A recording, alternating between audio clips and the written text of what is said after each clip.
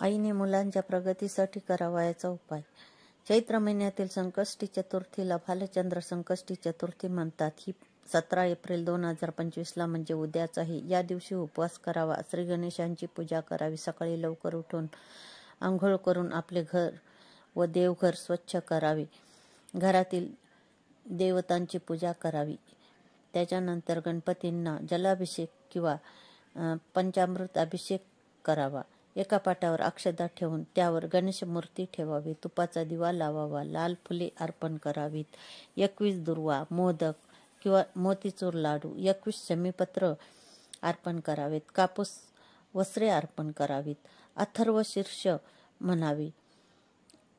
ओम भालचंद्राय नमः हा मंत्र 108 वेळा म्हणावा.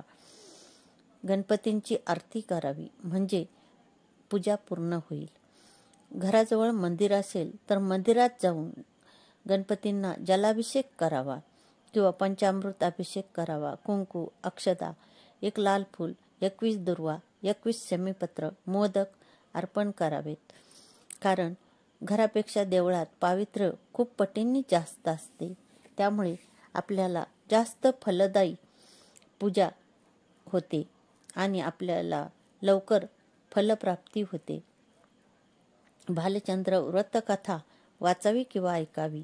चंद्राला अर्घ्य देऊन नंतर उपवास सोडावा म्हणजे व्रत पूर्ण होईल. यामुळे श्री गणेश प्रसन्न होऊन आपल्या सर्व मनोकामना पूर्ण करतील.